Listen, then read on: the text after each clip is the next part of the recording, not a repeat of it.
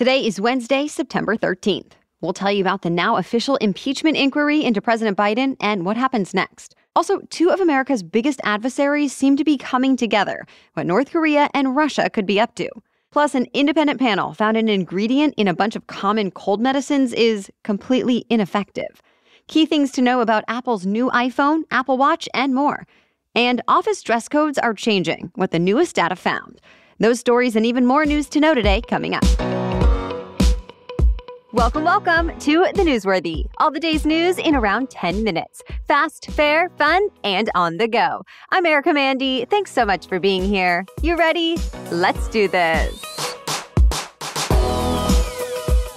A move that was once seen as extreme and rare now seems to be commonplace in Congress. House Speaker Kevin McCarthy announced House committees are opening a formal impeachment inquiry into President Biden, giving lawmakers more power to investigate. Remember, an impeachment inquiry is the most powerful check that Congress has on the White House. And only 3 American presidents have ever been impeached: Andrew Johnson, Bill Clinton, and Donald Trump. Trump was actually impeached twice. In this case, House Republicans are accusing President Biden of being part of foreign bribery schemes with his son, Hunter Biden, while he was vice president. It's something Biden says is not true. And Democrats and some Republicans say there's not enough evidence to prove it, even though lawmakers have actually been looking into this for several months. Still, McCarthy is moving forward. And that sets the stage for months of hearings that analysts say could end up impacting the 2024 presidential race. If Biden is impeached by the House, it would then be up to the Senate to hold a trial and decide whether he should be removed from office. Though the Senate has never actually decided to remove any president from office as a result of an impeachment trial. The latest COVID-19 shots are now starting to roll out and should be available some places as soon as today. As we told you yesterday, the FDA already signed off. And since then, the CDC did the same. CDC Director Mandy Cohen actually endorsed the updated vaccines for everyone 6 months and older. And with that, last year's COVID-19 shots are no longer recommended as they don't offer as much protection against the strains circulating now. The new shots from both Moderna and Pfizer come in a single dose, regardless of whether you've ever had a COVID shot before. Though some of the youngest kids could still get multiple smaller doses depending on what shot they get and whether they've been vaxxed before. Health officials and doctors have said they are not seeing as many severe COVID-19 cases now compared with the past few years. But they say it still poses a risk as past protection starts to wane and the virus continues to evolve. By the way, vaccines are now available for flu as well and are said to be especially effective this year. There's a massive manhunt underway that's been going on for nearly 2 weeks now. A convicted killer escaped a Pennsylvania jail, and now authorities say he's armed and extremely dangerous. They say Daniello Cavalcante stole a rifle from a Pennsylvania man's garage, as well as other incidents. So people who live there are being told to make sure they lock their doors and secure all their property so he doesn't make use of it. Police think the fugitive is still in eastern Pennsylvania, so about 500 state and federal law enforcement officers are searching for him. Private citizens have also started searching, but authorities are asking them not to. Cavalcante was just convicted last month of first-degree murder, and he's also wanted in a 2017 murder case in his native country of Brazil. Cavalcante escaped from jail by putting his hands on one wall and his feet on another, then sort of crab walking up the wall to the roof, where he pushed his way through razor wire, scaled another fence, and got through more razor wire. Two of America's biggest adversaries seem to be coming together. North Korean leader Kim Jong-un is visiting Russia this week in his first foreign trip since the pandemic first started. And early this morning, he had a meeting with Russian President Vladimir Putin. The U.S. and allies suspect the two leaders will talk about military cooperation and could agree on a deal to trade arms and defense technology. Though the U.S. and South Korea have warned that any arms trade with the North would violate UN resolutions that Russia actually voted to approve. North Korea apparently wants technology to help its banned nuclear and missiles program. And of course, any weapons being supplied to Russia are thought to be for its ongoing invasion of Ukraine. All that said, the countries could also talk about their space programs, tourism, and more. In other international news, the damage from flooding in Libya could be even worse than first thought. The Libya news agency says as many as 10,000 people are still missing. And at least one official says more than 5,000 others have been confirmed dead.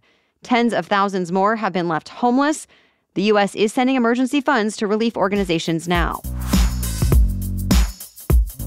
Back in the U.S., Hawaii's Kilauea volcano is erupting for the 3rd time this year. Thankfully, officials say the lava flow does not pose any real threat to communities, though people nearby could get some breathing problems from the volcanic particles and gases in the air. Still, thousands of visitors have decided they want to see this eruption for themselves. The lava fountains have been pretty impressive to watch, sometimes shooting upwards of 100 feet into the air. So big crowds have been making the trek to Hawaii Volcanoes National Park, and park staff are working extra hours to meet the demand. All right, we have more news for you still coming up. But first, support for today's episode comes from AG1. A friend asked me recently if I really drink AG1 as part of my morning routine since I've been talking about it here on the show. And I was happy to tell her yes, and that I really do reach for my tea or coffee less often because drinking AG1 makes me feel energized and ready to take on the day. I've also noticed improved digestion.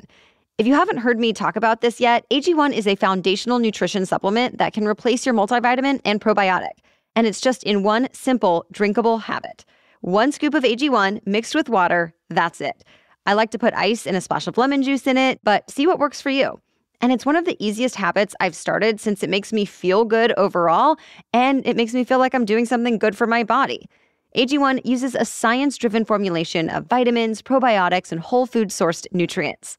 So if you're looking for a simpler, effective investment for your health, try AG1 and get 5 free AG1 travel packs and a free 1-year supply of vitamin D with your first purchase. Go to drinkag1.com/newsworthy. That's drinkag1.com/newsworthy. Check it out. A common ingredient in a lot of popular over-the-counter cold medicines apparently doesn't work at all. At least that's what an FDA panel said this week.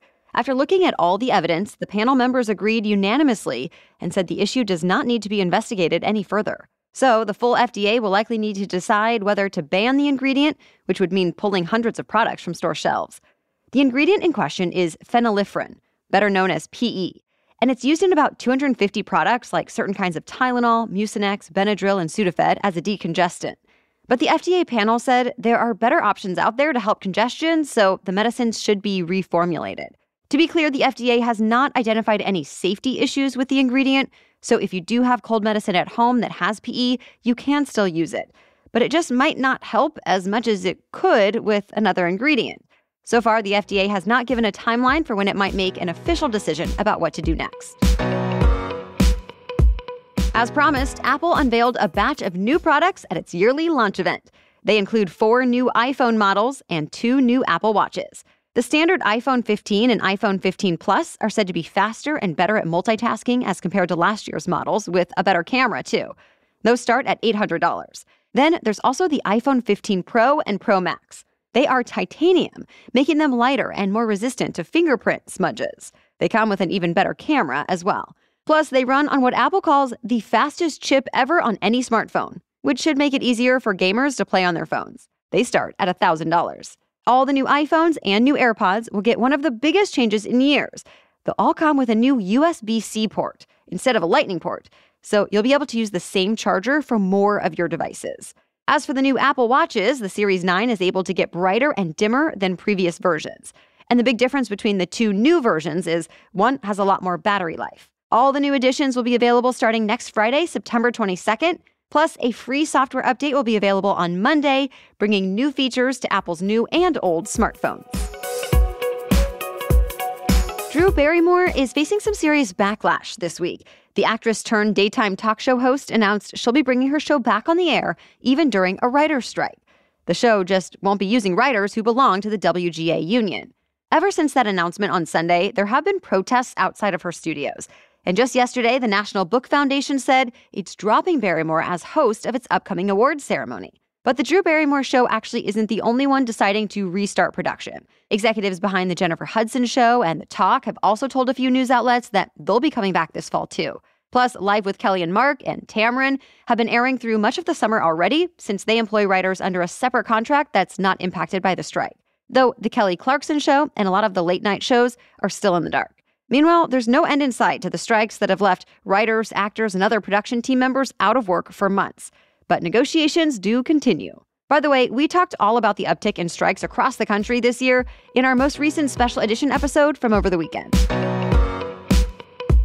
Well, there is one moment everyone seems to be talking about from last night's MTV VMAs, a surprise appearance by NSYNC. Yep, every member of the legendary boy band was there, and the crowd really went wild seeing them together. They actually haven't been on stage together since 2013, when Justin Timberlake received the coveted Video Vanguard Award. But unlike last time, they didn't perform together last night. They just presented an award to Taylor Swift and handed her a friendship bracelet like fans have been doing at her concerts this summer. And that was actually just the first of many awards for Taylor Swift last night. She swept 9 categories, including Video of the Year and Song of the Year for Anti-Hero.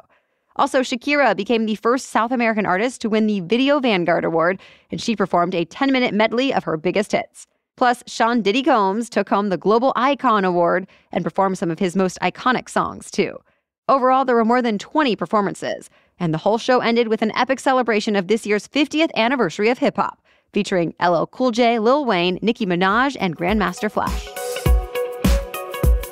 That's it for the main news today, so now it's time for Work Wednesday, when we break down one interesting career or work-related news story every Wednesday. But first, this podcast is sponsored by Nutrafol. Did you know that hair thinning will happen to about 1 in 2 women?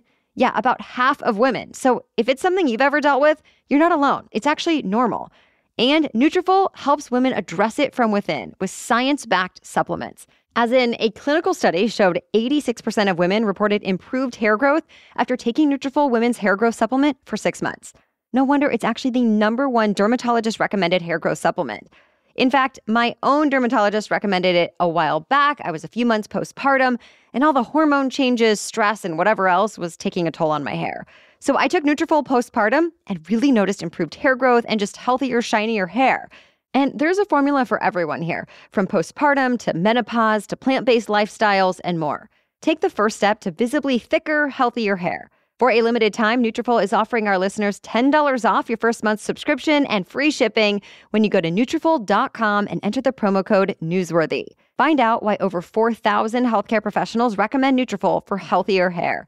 Nutrafol.com, spelled Nutrafol, Nutrafol.com with the promo code NEWSWORTHY. That's Nutrafol.com, promo code NEWSWORTHY. Okay, now back to Work Wednesday. A new survey found more workers are okay with keeping it casual, even in the office. Gallup found only 3% of all workers wear what's considered professional attire to the office, and that's down from 7% in 2019. At the same time, there's been an uptick in the workers choosing business casual instead. Just more than half of women choose business casual, while men were more evenly divided across that, street casual, or a uniform. All in all, 7 in 10 American workers now choose either business casual or even more dressed-down street clothes when they enter their workplace. An LA stylist told the Wall Street Journal the meaning of smart casual has really shifted in just a few years. Reports say this trend was already underway before the pandemic, but got seriously accelerated during lockdowns and the spike in remote work. Put simply, you can get away with more now, as dress codes are fading. And it's really about how casual you can go. Well, thank you so much for listening today. If you're new here, be sure to hit that subscribe or follow button in your favorite audio app so you can easily find our new episodes each day and stay informed. We'll be back with another news roundup tomorrow. Until then, have a great day.